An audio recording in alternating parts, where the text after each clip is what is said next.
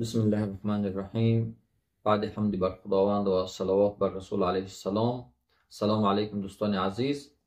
امروز حدیث در بیان این که دو ماه عید است که هرگز کم نمی شوند. عن ابي بكرة رضي الله عنه عن النبي صلى الله عليه وسلم قال شهر عيد لا ينقصان رمضان و ذو الحجة. روایت امام بخاری و امام مسلم، الله تعالی از ایشان راضی باد.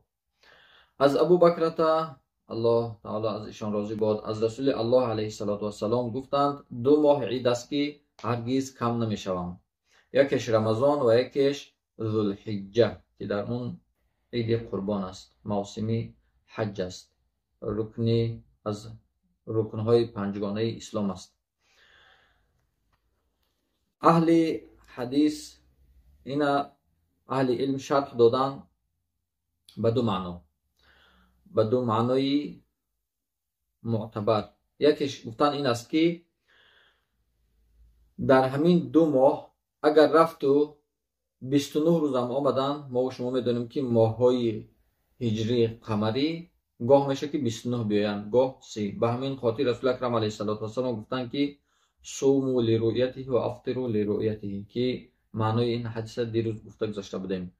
یعنی اگر یکی از این ماه ها یا که هر دوش 29 روز هم که بیایند، در اجر و ثواب یعنی کم نمیشوند، برابر 30 روز اجر و ثواب داده میشوند از جانب الله جل جلاله. و دیگر معنا دادند که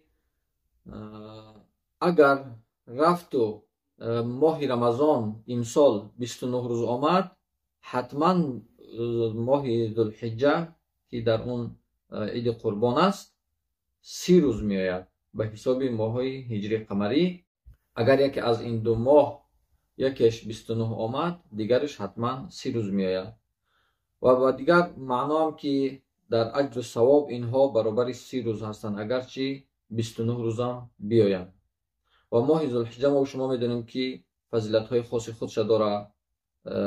در موضوع دیگر هست که در اون روز ماه ذوالحجه روز نهمش روز عرفه است، وقوف عرفات است برای حاجی ها، که در اون روز حدیث است که الله جل جلاله با بنده هاش نزدیک میشد، از ملائکه میپرسد که این بنده من چی میخواهند و گناه هاشون در اون روز کسی که در اون عرفات وقوف کرده است ایستاده است، الله میگه گناه هاشون بخشیدم و هیچ روز در سنگین تر و سختتر برای شیطان نیست.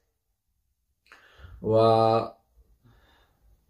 آیتی هم هست که در اول سوره والفجر و لیال عشر، الله جل جلاله با فجر قسم میخورد و با شبهای دهگانه که در ذوالحجه است. مفسران میگن خلاصه هر دی همین ماهایی که در همین دو ماه در آخرش، یعنی که یکیش در آخر رمضان عید رمضان قرار داره و دیگرش که در روز دهم ذوالحجه روز نحر، یعنی روز عید قربان است، اجر و ثواب زیادی داره، فضیلت زیادی داره.